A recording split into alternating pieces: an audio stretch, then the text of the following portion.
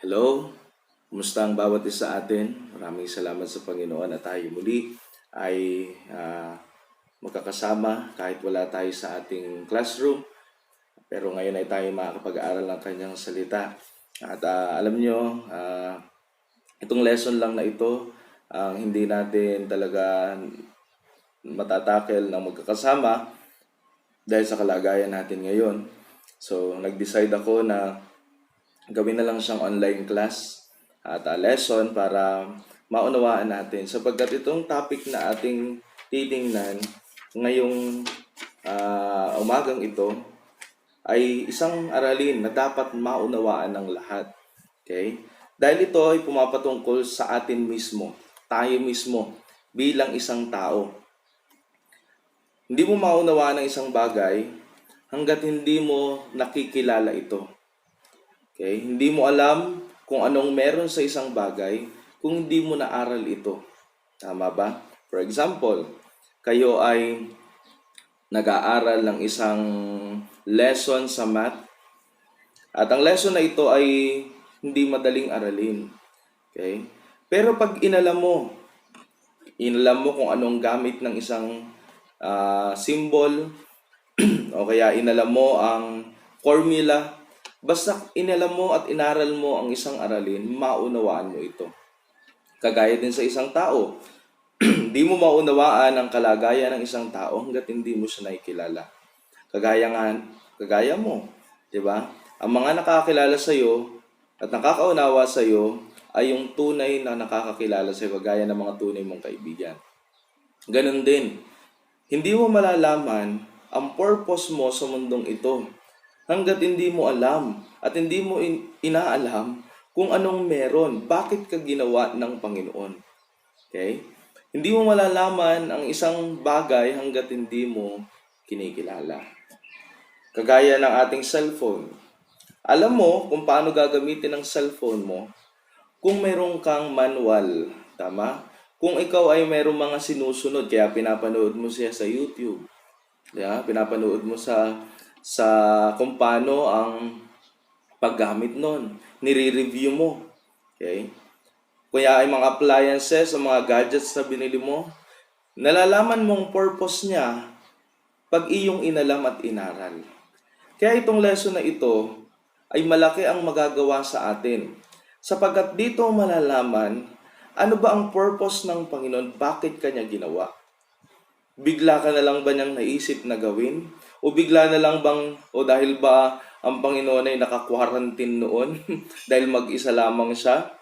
Ay dahil na boring siya, gumawa na lamang siya ng mga bagay na pagkakaabalahan niya. Gumawa siya ng puno, gumawa siya ng kung ano-ano, then ginawa ka niya. O ginawa niya ang tao. Yun ba ang dahilan? Hindi. May purpose ang Panginoon, bakit niya ginawa ang mga bagay na yan. Kaya ngayon, yun ang ating aaralin. Ang ating pag-aaralan ng next lesson natin, chapter 5 ng Bible Doctrine, is anthropology. Anthropology. Tayo muna manalangin sa araling ito. Panginoon, tulungan niyo po kami na maunawaan po namin ang araling ito. Marahil, may mga paniniwala po kami, o marahil, Panginoon, ginagawa po kami na hindi po kaaya-aya sa iyo. May mga bagay po pa yung kami makikita ngayon na akala namin tama pero yun pala yung mali. Marahil, Panginoon, may mga aralin po kami ngayon na masasagasaan ang mga prinsipyo at paniniwala po namin. Pero, Panginoon, alam ko po na kaya po, Panginoon, namin ito malalaman upang makita namin ang dahilan bakit niyo po kami ginawa. Kayo po, Panginoon, tutulong na maunawaan namin ito. Buksan niyo po ang aming pong puso't kaisipan upang, Panginoon, ang iyong mga salita ay malayang makagawa at makapasok sa aming pong puso. Tulungan niyo po kami sa magitan ng iyong banal na Espiritu na maunawaan po namin ang aralin pong ito. Tuwan sa dalangin po namin, pangunahan niyo din po ako sa tanging pangalan ng Panginoong Hesus. Amen. Okay, so simulan natin ang ating aralin. Kagaya ng aking sinabi, o sa aking sinabi sa panalangin, nawa maunawaan natin ito. Sapagkat pag inaral natin ito, marami kang makikita na paniniwala mo na mali pala. O kaya naman, prinsipyo o pananaw mo sa buhay na akala mo'y tama, pero hindi pala. Alam mo ba, ang mundo natin ngayon, ang daming prinsipyo na akala natin ay tama, pero mali pala. Okay? Ang daming pinaniniwalaan natin na akala natin ay okay kasi okay sa lahat. Marami ang pabor. Majority ay pabor dito. Positive ang kaisipan patungkol dito. Pero pagdating sa Panginoon, hindi. Okay? Ngayon sa aralin ng anthropology, makikita mo, ang ibig sabihin kasi ng anthropology comes from the Greek word anthropos. Anthropos na ibig sabihin ay man, and logos na ibig sabihin ay the study or doctrine. So, ang anthropology is the doctrine of man. Aral o turo patungkol sa tao. Paano ba niya ginawa ang tao? Para saan ba ginawa niya ang tao? Sa aralin na ito, we will cover the origin of man, pinagmulan ito, his fall, pagbagsak ng tao sa kasalanan, and the result of his fall, kung paano o naging resulta ng kasalanan. Kaya nais ko itong ituro sa inyo. Kasi baka tayo ay namumuhay sa tinatawag na kasalanan. Okay? Pwedeng nag-fall tayo sa kasalanan. O kaya pwede tayo mahulog sa kasalanan. Ay ano pastor, tao naman tayo, nagkakasala. Yes, totoo yan. Pero ang result nito, ang hindi mo pwedeng baguhin. You can choose the sin you want. Pwede mong piliin ang kasalanan na gustuhin mo man. But you cannot choose the consequences of it. Hindi mo pwedeng piliin ang resulta ng kasalanan mo. Hindi mo pwedeng piliin ang palo ng Diyos sa kasalanan mo. Kaya gusto ko siyang ituro. Bakit? Sapagkat baka mamaya, nagbabayad ka na lang sa kasalanan. Ang tao hindi pwedeng manghusga, pero ang Diyos may karapatan na humusga ng tao. Kaya tingnan natin ang judgment ng Panginoon pagdating sa ilang mga bagay. So, mayroon tayong tinatawag na biblical anthropology. Pag sinabing biblical anthropology, dalawa ang kanyang itinuturo. Man was created by God in His image, and man is a sinner by nature. Itinuturo niya na ang tao ay nilalang ng Diyos, at tinuturo din ng anthropology o ng biblical o sinabi ng Biblia that man is a sinner by nature. Itong dalawang aralin na ito ay salungat sa kung ano ang itinuturo ng mundo ngayon. Itinuturo sa atin dati sa school ng ating pinanggalingan. Una, di ba, ang sabi nga, man was created by God in His image. Yan ay hindi yan ang tinuro sa atin. Ang tinuro ng mundo, man evolved from the animal. Nanggaling daw tayo sa hayop. Nanggaling ka daw sa unggoy. Okay? Siguro, marahil, naniniwala ako na, hindi ako naniniwala na ang tao ay nanggaling sa unggoy, pero minsan nakakapaniwala din, joke. hindi nanggaling yan. Kahit pa yan magmukhang unggoy, hindi yan nanggaling sa unggoy. Tayo nilikha ng Diyos. At sabi naman ng mundo din, ang pangalawang fact ng biblical anthropology, man is a sinner by nature. Tayo talaga yung makasalanan. Pero sa mundo, ang sabi nila, ang tao basically good. Talaga namang mabuti ang tao. So, contrast yan. Hindi sila nagpapanagpo. So, nasa iyo kung anong panghahawakan mo. Pero ang Bible, tinuturo kung ano dapat ang ating panghawakan. Ito nga yung manual ng buhay. Alam mo ba, na malalaman mo ang purpose mo, depende sa nagawa sa'yo. For example, ikaw ay gumawa ng isang robot. Di ba? Ang nakakaalam lang kung paano paganahin ang robot, ang nakakaalam lang kung saan madaling masisira ang robot, ang nakakaalam lang ng mga kakayanang gawin ng isang robot ay ang gumawa nito. Tama ba? Ganon din sa tao. Ang nakakaalam lang kung paano ka talaga magagamit ng ayos at paano malalaman ang purpose mo ay sa magitan ng naggawa sa iyo. At yun ay walang iba kundi ang Diyos. Naunawaan mo? Diyos lang ang nakakaalam ng talagang purpose mo. Kaya nga may Bible para sabihin sa iyo kung ano ang purpose mo sa buhay na ito. A purposeless life is a useless life. Ang buhay na walang alam o hindi alam ang purpose nito ay walang pakinabang. Kaya maraming tao ngayon, ang tingin nila sa kanilang sarili, they are, useless. They are worthless.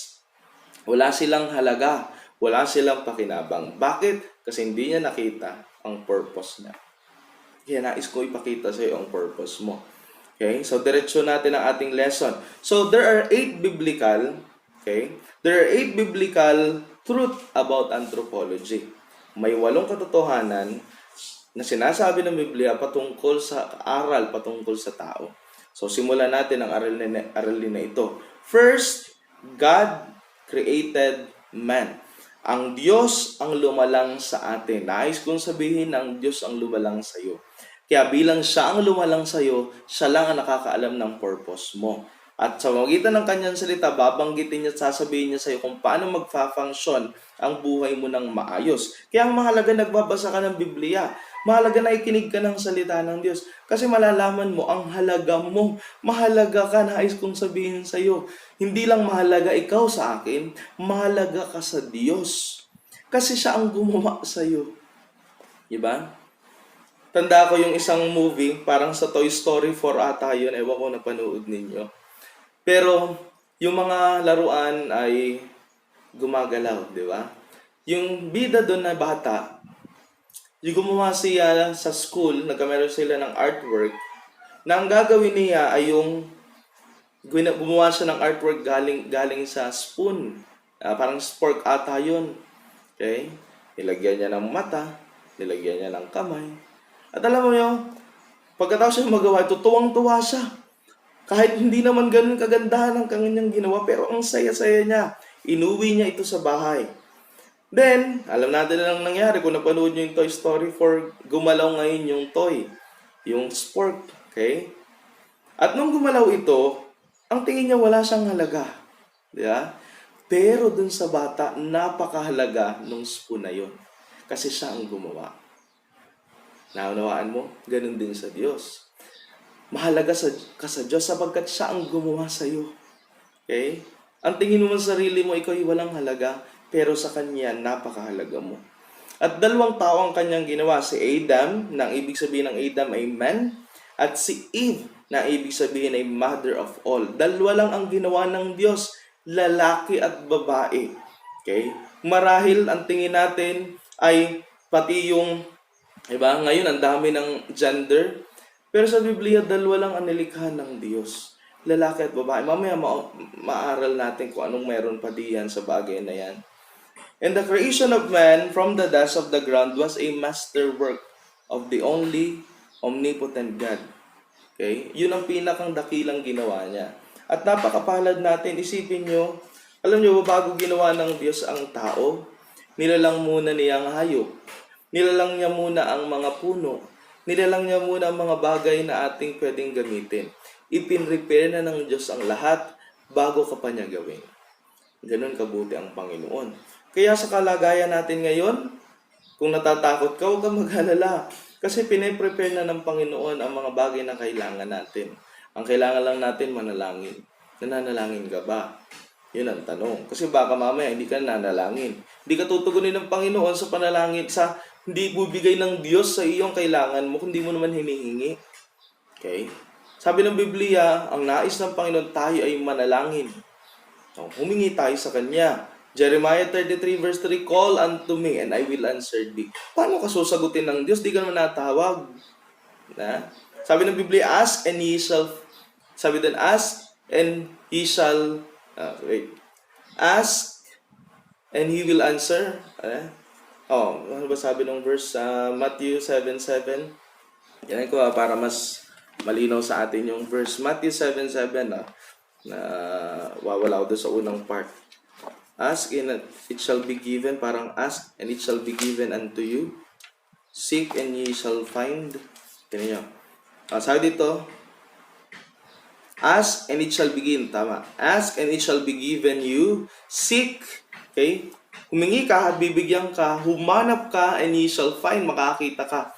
Knock and it shall be open. Okay? Kumato ka at pagbubuksan. So, kailangan, kung gusto mong tugunin ka ng Panginoon, kailangan marunong kang lumapit sa Kanya. So, pangalawa, hindi lamang God created man in His own image. Ginawa tayo ng Panginoon ayon sa Kanyang wangis. Hindi ibig sabihin ito yung magkamukha tayo. Hindi yung ibig sabihin ng Panginoon. Kundi mayroong tatlong personality na meron sa Diyos na kagaya din natin, na ginawa niya kagaya ng sa Diyos. Okay? Una, yung tinatawag nating intellect. Pangalawa, emotion. Pangatlo, will. So, binigyan niya tayo ng intellect, will, and emotion. Yung mga bagay na yan ay may kakayanan. Man can think, use language, determine his direction, and make choices. So, binigay ng Diyos sa atin yung mga bagay na yan at gamitin mo ito para i-please ang Panginoon. Paano mo ba i-please ang Panginoon? Sa magitan ng tatlong yan. Intellect, yung ating kaisipan. Okay? Saan mo ba ginagamit ang iyong kaisipan? Kaya, mamaya, itatanong ko yan sa iyo. Paano mo ma-please ang Panginoon sa magitan ng iyong intellect, ng iyong karunungan? Your emotion. Paano ma-please ang Panginoon sa emotions mo? Okay, tatanong ko rin mamaya. And your will. Paano mo ma-please ang Panginoon sa magitan ng iyong will? Ang nais ko lang sabihin, God created man in His own image. Ginawa tayo sa wangis ng Diyos. Okay? At God has a high regard for the sanctity of life. Mayroon siyang mataas na pagtingin sa buhay ng tao. Wala tayong karapatan na kumuha o kumitil ng buhay. Okay? Kaya nga, ang abortion, hindi siya pabor sa Panginoon. Wala kang karapatan na mag-abort. Kaya nga nakakalungkot sa ibang bansa, legal ang abortion. Bakit? Ang sabi nila, ang abortion daw ay kanilang karapatan. Their right. Okay? Karapatan nila na pumili. Sa katunayan, wala tayong karapatan. Alam niyo ba ang tao ngayon, puro karapatan. Laging gusto nila ay ganito. Alam niyo, pag puro karapatan ng tao, wala nang magandang gobyerno. Bakit? Kasi lahat ng tao, mayroong sasabihin karapatan. Okay? At lahat ay sasabihin may karapatan. No, wala talaga tayong karapatan. Ang may karapatan talaga ay ang Diyos. Kaya nga kung gagawa ka ng sarili mong karapatan, mali yun. Ang karapatan na gagawin mo ay yung karapatan ng Diyos sa buhay mo. Naunawaan mo? Kaya hindi mo hihangarin yung rights mo, kundi yung rights niya. Panginoon, ano bang gusto mo sa akin? Nakuha mo? Wala ka makikita sa Biblia na binigyan ng Panginoon tayo ng karapatan. Okay? Ang ibinigay ng Panginoon sa atin ay karapatang pumili. Yun lang ang ibinigay ng Diyos sa atin. Pero mamaya papaunawa ko sa inyo yung karapatan na yan. Kasi kung karapatang pumili, ibig sabihin ba, Pastor, kahit ano, pwede kong piliin, kahit mali, kasi karapatan ko siya. Mamaya, aralin natin siya. Okay? So, wala tayong karapatan doon. Pagkitil lang buhay mo, na nakaraan, nakakalungkot, mayroon nag-viral, ewan ko, sana wag nyo nang panoorin, di ka makakatulog. Kinitil niya ang buhay niya dahil iniwan siya ng kanyang asawa. Wala tayong karapatan na kitilin ang buhay natin. Ang Diyos ang may karapatan ito. Okay? Kung kukunin ka ng Panginoon, kukunin ka niya. Wala kang karapatan na kitilin ang buhay mo. Kung ikaw may problema, ilapit mo sa Kanya. Pastor, wala ang halaga ang buhay ko. Yan ang dahilan, kaya natin to inaaral. Para makita mo ang halaga mo, ang purpose mo. Bakit ka nabubuhay sa mundong ito? Pastor, hindi mo alam ang pinagdadaanan ko. Ang bigat ng problema ko at gusto ko nang mamatay. Mag-ingat tayo sa word na ginagamit natin, na lagi nating sinasabi na gusto ko nang mamatay. Umamatay na lang sana ako. Ingatan niyo yung word na yan. Kasi yung word na yan, pwedeng gamitin at paglaruan ng dyablo. Baka isang araw, mapatay mo talaga ang sarili mo. Hindi yan ang gusto ng Panginoon. Okay? Pag ikay may problema, ang una mong gawin, lumapit sa Kanya. Manalangin. Alam mo, nasa Bible ba yan? 1 Peter 5:7. 1 1 Peter 5:7, ilagak mo sa Kanya lahat ng iyong kabalisahan sapagkat nagmamalasakit siya. Matthew 11:28-30, come unto me, lumapit ka sa akin, all ye that labor and heavy laden. Ikaw ba'y nabibigatan na? Heavy laden? Ikaw ay maraming pinapasan? Sabi doon sa verse 13, I will give you rest. Kaya hindi ka makita ng tunay na kapayapaan. Ano mong dahilan? Ikaw kasi ang may dala ng iyong kabigatan. Ikaw ang may dala ng iyong problema. Ibigay mo sa Kanya. Pastor, ikaw wala kang problema. O baka mas maraming problema ko sa'yo? Baka mas malaking problema ko sa'yo? Bakit, Pastor? Magkwento ka nga. Kung sasabihin ko sa'yo ang mga pinagdadaanan ko, baka ikay maawa sa akin. Pero alam mo, hindi ako naawa sa sarili ko. Bakit? May Diyos ako. Okay?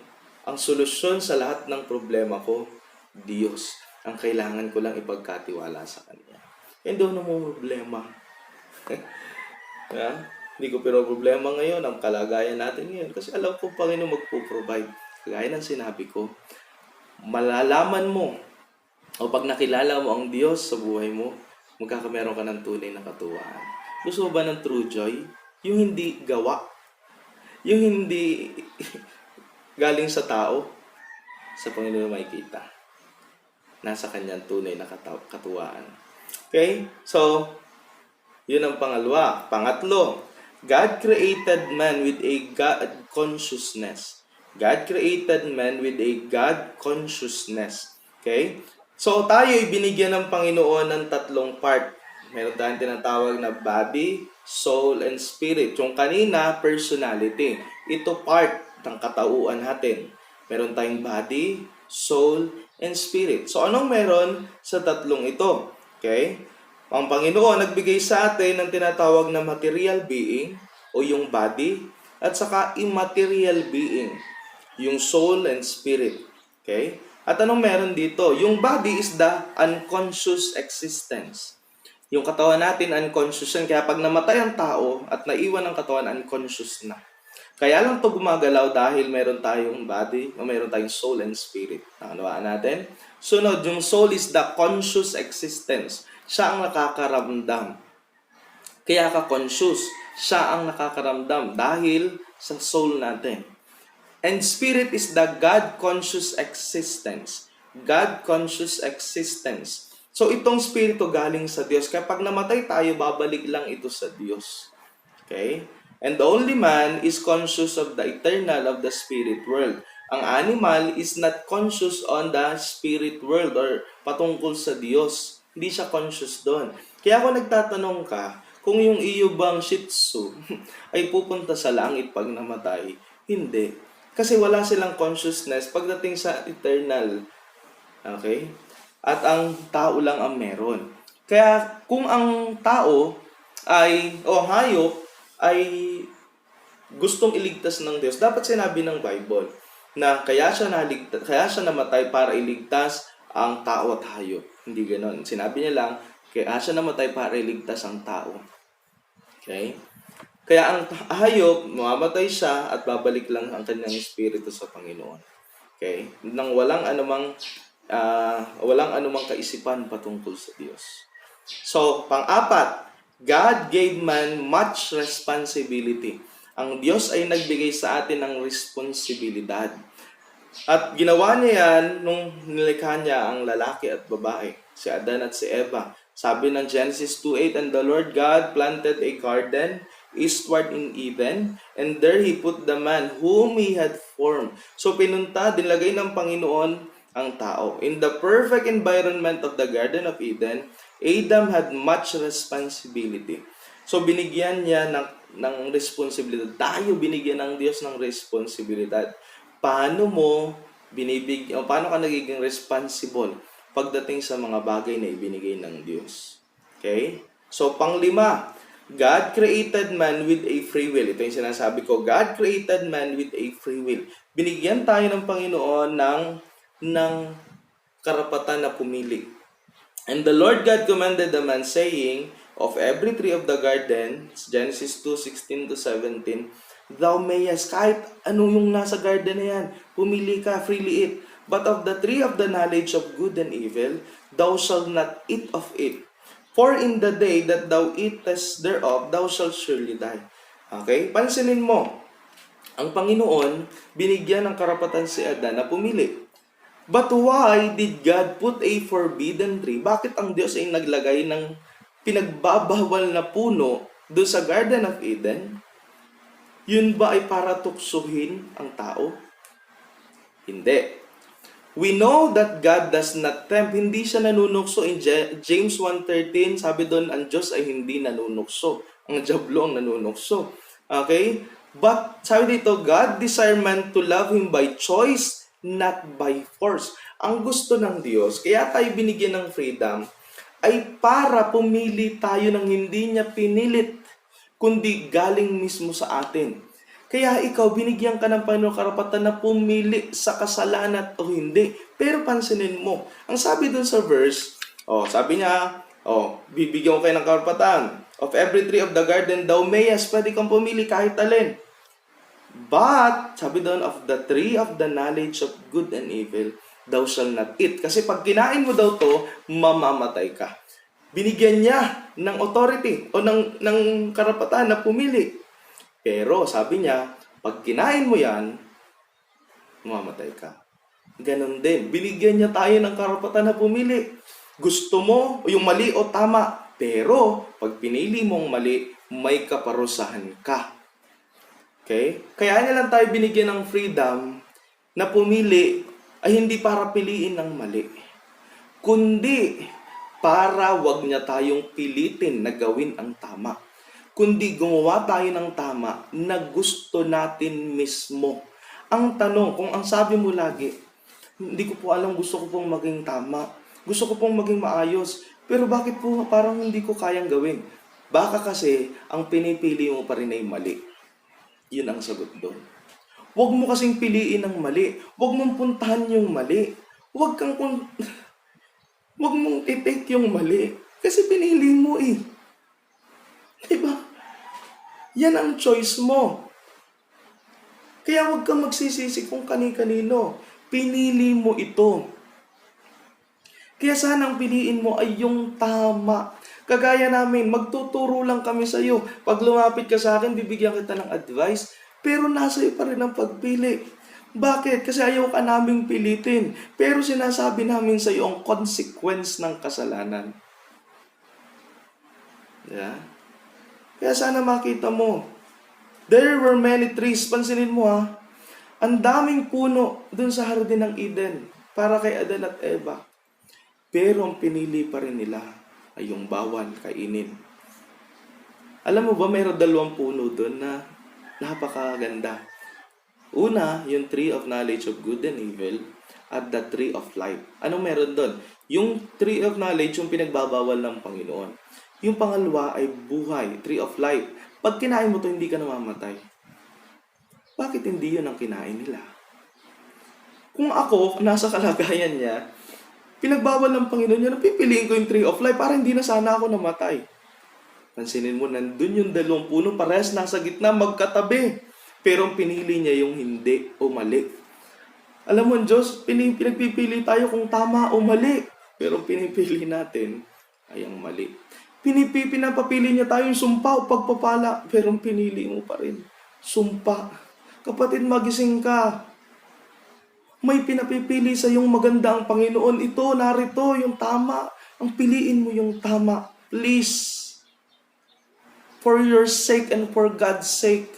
Piliin mo kung ano yung tama. Huwag yung mali. Kasi ayaw kung isang araw, magdudusa ka sa sumpa at kaparusahan ng kasalanan. That's the main reason kung bakit kami laging nagtuturo. Pwede namang hindi ko to gawin. Yeah. Pwede kong picturean ito, isend sa inyo. Pwede yun ang gawin ko. Kaya niyong magbasa, kaya niyong mag-aral. Pero bakit ko sinisikap na ituro ito sa inyo? Kasi ayaw kong magbayad kayo.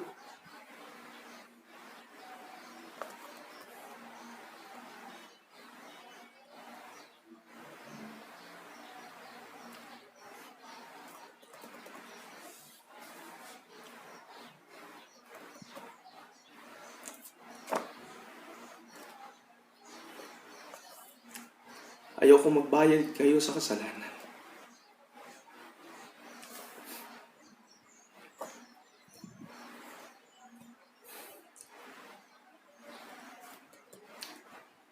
Lagi ako nagba-Bible study.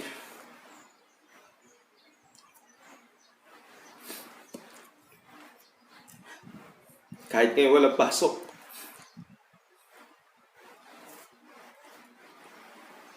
Alam niyo ba, 4 to 5 hours ang aking ginugugol sa pag-video lang, sa pagputo lang ng mga pag-edit, sa pagko-convert, sa pag-post, upload, para matapos at may pasa ko sa inyo. Pwedeng hindi ko siya gawin. Hindi ko naman trabaho to. Kung gusto yung matuto, lumapit kayo sa akin, tuturuan ko kayo. Pero alam nyo, ang dahilan kung bakit ko to ginagawa, para ituro sa inyo. At malaman ninyo, kasi mahalaga kayo at mahal kayo sa akin. Yan ang tanging dahilan. May makukuha ba ako dito? Bakit? Pag kayo ba ay nag-subscribe sa aking YouTube, yayaman ba ako dyan? Hindi. Pag kayo ba nanood, may mapapala ba ako? Wala. Ang tanging dahilan kung bakit ko ito ginagawa at tinuturo sa inyo at walang sawang itinuturo sa inyo ay dahil ayokong isang araw magbabayad ka sa kasalanan mo. Sana maunawaan nyo ito. Pasensya na. Hindi ko naman pwede i-cut na to. Pero sana maunawaan nyo ito. Mahal ko kayo sa akin. Mahal ko kayo. Pang-anim.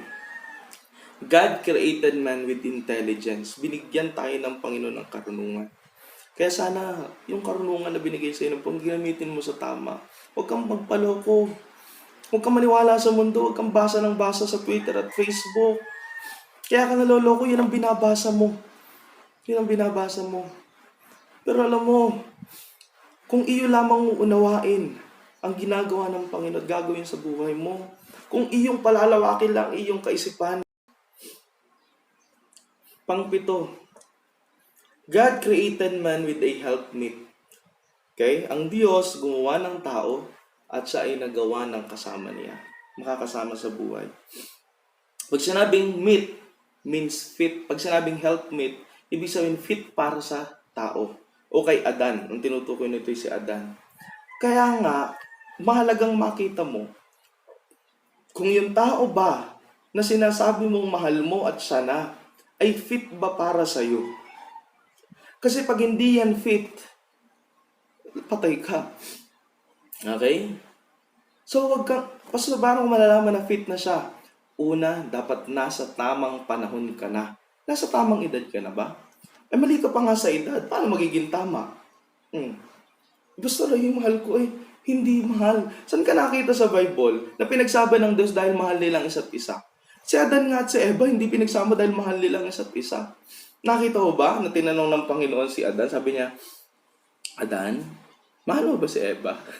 Wala kang makikita yun sa Bible. Ang ginawa ng Panginoon, ibinigay niya si Eva. Tama ka? Ang Diyos nagbibigay sa atin ng tamang tao, yung fit para sa'yo. At hindi ba tamang panahon? Ang tamang panahon ay pag ikaw ay ang tamang tao ay nasa tamang panahon. Kaya sa hanapin mo si Mr. Right. Hanapin mo yung tamang tao, ikaw muna ang maging tamang tao. Kasi ibibigay ng Diyos sa iyong tamang tao. Okay? Kaya nga ito, dito papasok na hindi pabor ang Diyos sa homosexuality. Bakit? Kasi hindi siya fit. Ang lalaki ay para sa babae. At ang babae para sa lalaki. Okay? Gusto na nang gagawa ko, lambutin ako. Wala kang kasalanan dyan kung lambutin ka. Wala problema dyan. Kung kay babae, tigasin ka naman. Wala kang problema dyan. Ikaw yan Pero ang mali ay hindi yung pakiramdam na yon o yung galaw mong yon. Ang mali dyan ay yung pakiramdam mo, yung puso mo, at ang mali dyan yung gagawin mo. Nasa Bible ba yan? Yes. Babasahin ko sa inyo. Leviticus 18:22. Sulat niyo yan. Huwag kang sisiping sa lalaki na gaya sa babae, karumal-dumal ito sa Panginoon. Pansinin mo, nasa Leviticus yun. Utos ng Diyos. Yung Leviticus ay nandun ang utos ng Diyos. Huwag ka daw sisiping na kagaya ng ginagawa mo. So, hindi kasalanan yung lambot o tigas ng iyong pangangatawan. Ang kasalanan pag gumawa ka na ng mali, ng labag na dapat sa mag-asawa lang yun, na lalaki at babae, pero ginagawa niyo din. O yan, dito pa, ay pastor, yun ay dati pa sa Old Testament, New Testament tayo. Romans 1:26-28. Dahil dito ibinigay sila ng Diyos sa mga mahahalay na pita, sapagkat pinalitan ng kanilang mga babae, yung babae ang kanilang katutubong kagamitan, niyaong nalalaban sa katutubo. Pinalitan ng babae yung kanilang mismong kasuotan. Dapat pang babae sinusuot nila yung pang lalaki. At gayon din naman ang mga lalaki na iniwan ang katutubong kagamitan. Ibig sabihin kung ano yung dapat nilang suot, ang sinusuot nila sa mga babae ay nangagniningas sa kanilang karumihan ng pita. Ito'y kasalanan ng laman na gumagawa ng kahalayan ang mga lalaki sa mga kapwa lalaki. Nasa Bible. At tumatanggap sa kanilang sarili ng kagantihan ng kanilang pagkakamali. At palibhasa, hindi nila minagaling na kilalanin ang Diyos. Ibinigay sila ng Diyos sa isang mahalay na pag-iisip. Alam niyo ang kasalanan natin, itong kaisipan na ito. Iniisip mo kasi upang gawin yaong mga bagay na hindi nangararapat. Kailangan itong kaisipan na ito ibigay mo sa Diyos. Ang kaisipan na ito'y punuin mo ng salita ng Diyos para hindi ka madaya ng kaaway. Nasa Bible yan. Diba? Itong mahirap. Sabi ng Leviticus 20:13, at kung ang isang lalaki ay sumiping sa kapwa lalaki, ulitin ko, ang kasalanan hindi yung lambot at tigas ng pangatawan. Ito yung damdamin mo at ginagawa mong mali. Na gaya ng pagsiping sa babae, ay kapwa sila nagkasala ng karumal-dumal. Sila'y papatayin na walang pagsala. Mabububo ang kanilang dugo sa kanila. Grabe yun. Kung tayo nasa panahon nun, patay tayo. Okay? God created man na may kasama sa buhay. Pero hindi pa ngayon. Mayroon tamang panahon. Maghintay ka, kapatid. Okay? Kasi baka magkasala ka. At uulitin ko, ang kasalanan may kabayaran. Sana wag mangyari sa atin. And last, God created man an immortal being. Okay? Ginawa ang tao na immortal. Alam mo bang immortal ang being ng tao? Hindi yung body, pero yung ating immaterial being, yung soul and spirit. Tingnan mo. Kaya lang may dalawang immortality na may dalawang eternity na pupuntahan ang iyong immortal being. Eternal heaven or eternal hell. Saan ka sa dalawang yan? Kung tinanggap mo ang Panginoon sa buhay mo bilang Panginoon sariling tagapagligtas, eternal heaven ang pupuntahan mo. Okay? Sabi ng Biblia sa John chapter 14 verse 1-3, huwag magulumihanan ng inyong puso, magsampalataya kayo sa Diyos, magsisampalataya kayo sa akin, sa bahay ng aking Ama. Okay, sa 14 verse 6, sinagot, anong daan? And Jesus said unto him, I am the way, the truth, and the life. No man cometh to the Father but by me. And eternal death, o eternal hell sa impyerno. Kung gusto pumunta doon, nasa iyo. Pero ang lugar ng impyerno ay lugar ng kahirapan. Okay? Kaya pumili ka. Kung hindi mo patunay tinatanggap si Jesus, tanggapin mo siya ngayon bilang Panginoon sariling tagapagligtas. So, yan ang unang part ng ating lesson about anthropology. I hope naunawaan ninyo. I hope natuto kayo. At nawa, pahalagahan niyo ang salita ng Diyos. Mag-aaral kayo ng kanyang mga salita. Maraming salamat. Pagpalain kayo ng Panginoon. Nais kong sabihin, mahal ko kayong lahat. Magandang umaga. Questions about anthropology. Number 1. State the 8 biblical truths about anthropology. Number 2. God created man in His own image. What are the 3 likenesses of men to God? how this tree can be pleasing to God. Number 3. How will you be responsible to God's creation? Number 4. Because God gives us a free will, do we have freedom to make sin? Yes or no? Then why? Number 5. In your age and situation right now, did God allow you to be in a relationship?